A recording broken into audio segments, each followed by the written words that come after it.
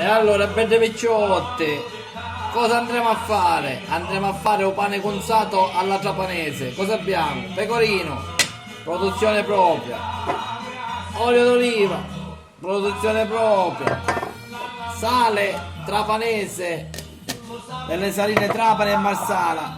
Pomodoro secco e pizzotello, produzione sempre propria. Un cotieddo e l'orriano, va bene? E allora, prima di tutto abbiamo messo dell'olio nel pane, poi ci andiamo a mettere il sale bello abbondante che la pressione aumenta, bello abbondante che la pressione aumenta.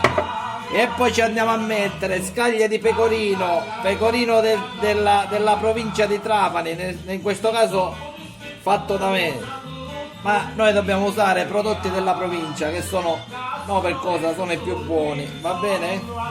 Lo facciamo a scaglie, lo rompiamo, tanto io a rompere sono io bravo. E poi andiamo a mettere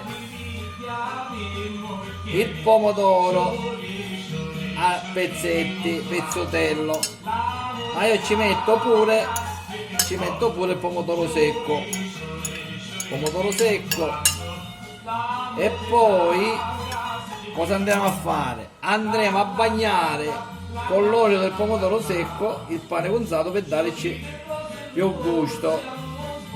Ciari, amara, orriano, liri, amara così fa sopra gli ari, su dei parari sono niviri.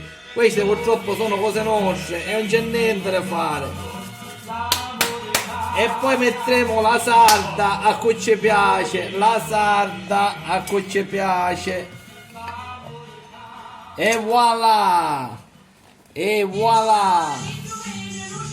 uè picciotte, buon appetito, solo cose nostre,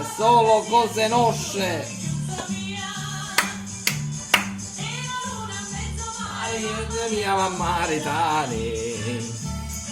Ciao a tutti.